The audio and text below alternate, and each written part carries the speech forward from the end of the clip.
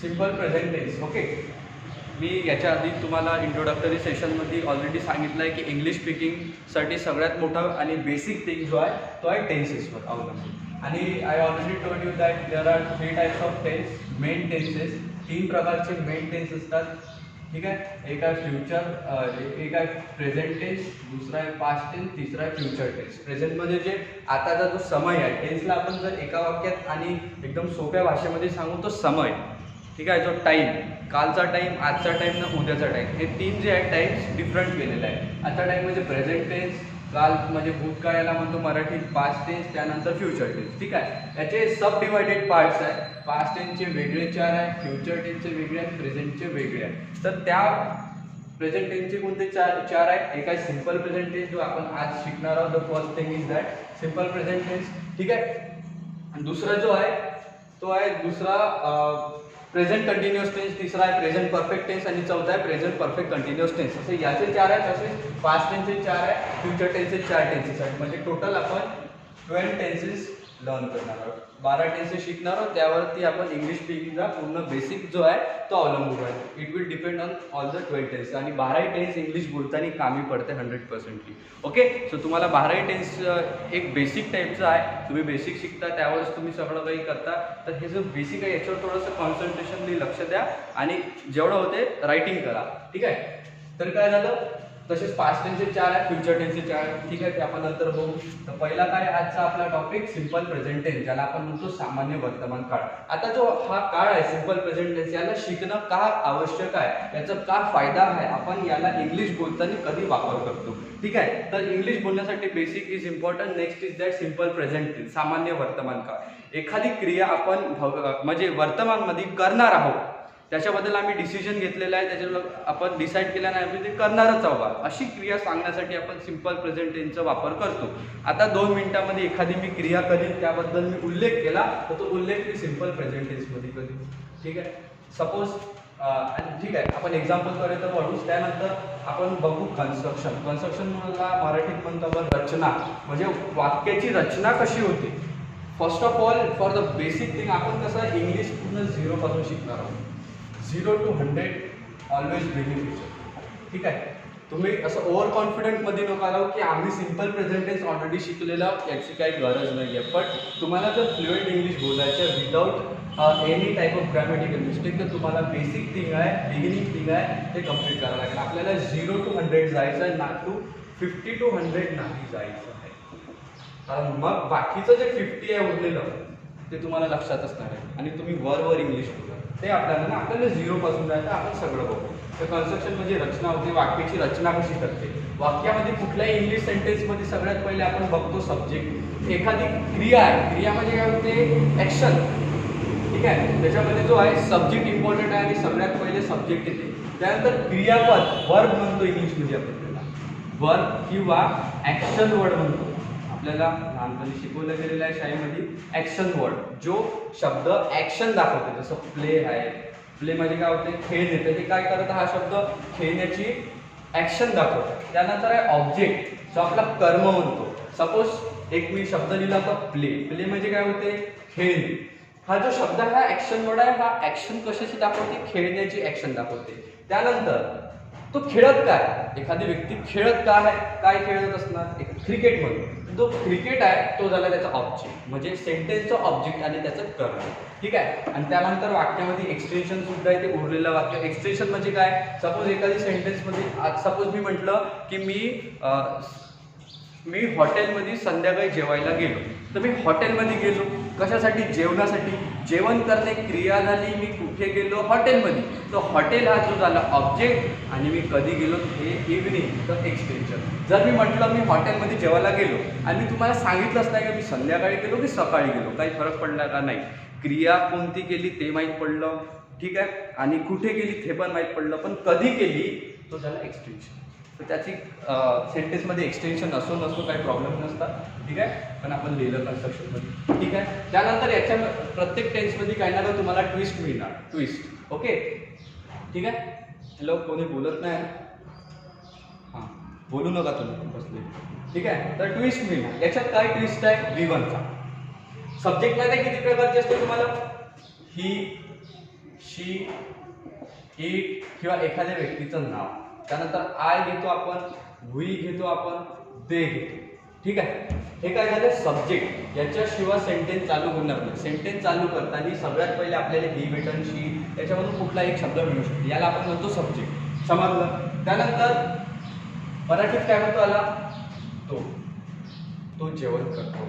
ही it's. तर एखादा ही म्हणजे तो. मराठीत शीला म्हणतो ती. म्हणजे एका मुलीला इंडिकेट करायचं असेल, सपोज नाव नाही माहीत पण तिला आपण बोलायचं तर शी. इट जो आहे नॉन लिव्हिंग थिंगच्या वेळेस यूज करतो. नॉन लिव्हिंग थिंगच्या वेळेस आपल्याला इटचा वापर वेगळा आहे, सांगेन मी तुम्हाला समजून. त्यानंतर राम जो एखाद्या व्यक्तीचं नाव आहे पण एकच आहे तो. राम दोन आहे का एकच आहे. ठीक आहे. आय हा इंडिपेंडंट सब्जेक्ट आहे. आपण मराठी त्याला मी म्हणतो. जिथे कुठं मी आला तिथे आपल्याला आय लावायचा आहे. ठीक आहे.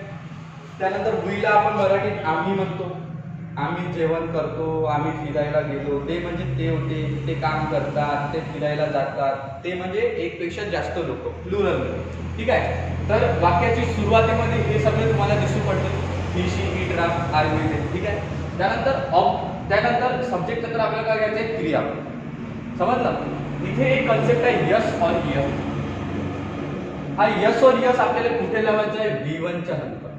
हा V1 आहे ना, त्याच्यानंतर यस लावायचा. आता तुमच्या मनात एक क्वेश्चन येईल तर जर V1 ला यस लावायचा आहे तर कन्स्ट्रक्शन मध्ये V1 जेव्हा मी लिहिलं त्यानंतरच इथे मी यस और यस कम नाही लिहिलं. त्याचं पण सांगतो की एखादी वाक्यामध्ये नाही पण लावायची गरज पडू शकते आणि एखादी वाक्यामध्ये लावायची गरज सुद्धा पडू शकते. ठीक आहे. आता सांगतो, कन्फ्यूज नका होऊ. सांगतो example. Example is the best way to be understandable. Okay. First example is एक सोपी घेऊ. ठीक आहे. एक याचा घेऊ. हा एक ग्रुप आहे, हा एक ग्रुप आहे. ही, शी, इट, रामवाला हा एक ग्रुप आहे आणि हा एक. असे 3 ग्रुप आहे. ठीक आहे. पहिला ग्रुप मध्ये म्हणजे तो. सपोज तो गावाला जातो. एक मेन गोष्ट मी सांगायचं विसरलो, याचं मराठी लिहिलं आहे.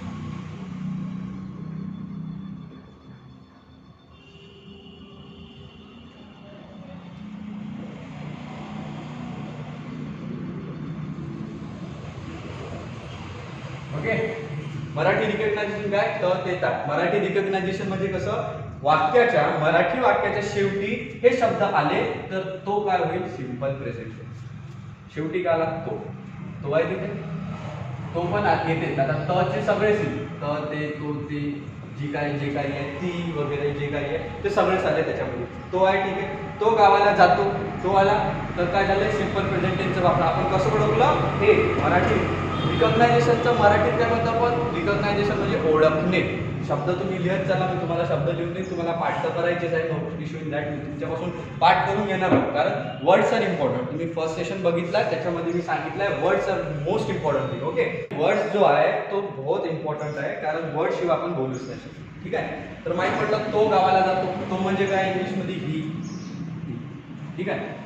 कन्स्ट्रक्शनच्या हिशोबी चालणार आपण. जसं कन्स्ट्रक्शन तसं वाक्य बनेल. वाक्यामध्ये कन्स्ट्रक्शनमध्ये काय पहिले सब्जेक्ट घ्या. हा नियम आहे. नियमानुसार सेंटेन्स बनवू. काय म्हणतात सब्जेक्ट पहिले घ्या. घेतला सब्जेक्ट. त्यानंतर काय म्हणतं V1 घ्या. V1 घ्यायचं आहे. V1 काय जाणे हे क्रिया झाली. ठीक आहे. 2 क्रिया असतात. एक आहे जाणे. पहिले आपण हेच बघू. गो म्हणजे जाणे. इथे घेतलं आपण जातो. ठीक आहे. तो गो घेऊ आपण. ठीक आहे. ही गो गावाला, टू विलेज. आता तुम्ही म्हणा इथे टू कुठून आला. ठीक आहे. हा जो कन्सेप्ट आहे तो काय प्रिपोजिशनचा कॉन्सेप्ट आहे, तो आपण नंतर शिकू. तर ही गो टू विलेज. बरोबर आहे. He go to village. वाक्य संपलं. गो काय V1 आहे. V1 आला. तुम्हाला V1, V2, V3 पाठ करायचे आहे. गो म्हणजे जाणे, V2 काय वेट आणि V3 काय गॉड. असे तुम्हाला पाठ करायचे. मी तुम्हाला फोटो सेंड केलेला आहे आणि याच्या आधी सुद्धा सांगितलं ऑनलाईन सेशन. ठीक आहे. तर ही गो टू विलेज ही म्हणजे तो गावाला जातो. ही गो टू विलेज. वाक्य करेक्ट आहे का सेंटेन्सनुसार? हो. पण ग्रॅमॅटिकली रॉंग. वाक्यात चुकलेलं आहे. कारण काय मी सांगितलं यस चा कन्सेप्ट. आता बघा यस V1 ला कधी लावायचं. जेव्हा नीट लक्ष द्या. ठीक आहे. जेव्हा वाक्याची सुरुवात ही, शी, इट, राम सारख्या एखाद्या व्यक्तीच्या नावानं झाली तर आपल्याला V1 ला यस लावायचा आहे. म्हणजे इथे काय होईल गोज. यस लागेल. काय होईल goes. He goes to village. ठीक आहे. ही शी इट याला काय म्हणतो आपण थर्ड पर्सन सिंगुलर काय म्हणतो थर्ड पर्सन सिंगुलर. तर थर्ड पर्सन सिंगुलर असल्यावर आपल्याला V1 ला यस और यस लावायचा आहे. समजलं इथपर्यंत? ठीक आहे. कारण थर्ड पर्सन सिंगुलर समजलं का? मी तुमच्यासोबत बोलत आहे तर बोलणारा कोण आहे मी झालो फर्स्ट पर्सन, ऐकणारे तुम्ही सेकंड पर्सन आणि मी कोण्या तिसऱ्याबद्दल तुम्हाला सांगत आहोत. तर तो जो तिसरा आहे तो काय झाला थर्ड पर्सन सिंगुलर. ओके. पण आपल्याला काय पाहिजे थर्ड पर्सन सिंगुलर पाहिजे. कारण हे वी ते सुद्धा थर्ड पर्सन झाले, वी नाही ते सुद्धा थर्ड पर्सन झाला. ठीक आहे. पण हे काय प्लुरल आहे, हे सिंगुलर आहे. ठीक आहे. तर ही शी इट किंवा रामची सुरुवात झाली तर V1 ला यस यस लावायचा. आता यस यस कोणाला लावायचा? सपोज इथं गोला यस यस लागला, यस काऊन नाही लागला, यस काऊन लागला तर क्वेश्चन. ठीक आहे. तर काऊन नाही लागला कारण तो जो आहे हा काय वॉवेल्स, काय वॉवेल्स. ठीक आहे. सपोज इथं प्ले घ्या, प्लेला आपण यस लावू शकतो का? यस लावू शकतो का? नाही. प्लेला आपण यस लावा लागेल जर लावायचा असला तर. काऊन लावू? वाय जो आहे हा कन्झोनेंट आहे. तर कन्झोनेंट आला शेवटी तर काय लावायचं यस, आणि जर वॉवेल्स आला तर काय लावायचं यस. समजलं?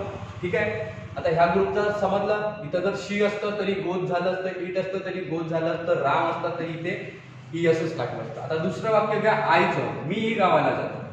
सेमच क्रिया घेऊ, मी गावाला जातो. म्हणजे तुम्हाला डिफरन्स समजेल की काय आहे. मी गावाला जातो म्हटलं, मी म्हणजे आय गो टू विलेज. संपलं. गावाला म्हणजे विलेज, जातो म्हणजे गो. आयच्या समोर तुम्हाला यस लावायची गरज नाही, यस लावायची गरज नाही, एवढं लक्षात ठेवा. काऊन? कारण आय जो आहे इंडिपेंडेंट सब्जेक्ट म्हणतात त्याला, आणि त्याबरोबर हा जो आहे फर्स्ट पर्सन आहे. कारण सपोज मी तुमच्यासोबत बोलत होतो तर बोलणारा पहिला व्यक्ती होते आणि ऐकणारा दुसरा, काय का तर फर्स्ट पर्सन. आणि आपला क्रायटेरिया काय यस यसचा थर्ड पर्सन सिंगुलर पाहिजे आपल्याला, तो नाही येतो. तुमच्याला यस नाही आणि यस नाही. समजलं? आता तिसरा वी दे, तर इथे असतो की आम्ही गावाला जातो. म्हणजे ऐका, आम्ही गावाला जातो म्हणजे काय झालं, आम्ही गावाला जातो. We go to village, singular नाही. ठीक आहे. सिंगुलर आहे का?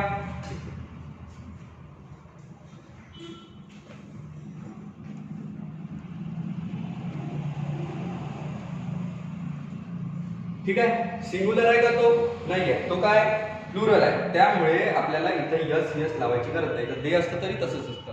समजलं? आता तुम्हाला असे सेंटेन्स बनवायचे. जसं मी मराठीत एखादी सेंटेन्स तो गावाला जातो, पण शेवटी काय आलं पाहिजे तो. ठीक आहे. कारण मराठी रिकग्नायझेशन काय आपलं तो. समजलं इथपर्यंत?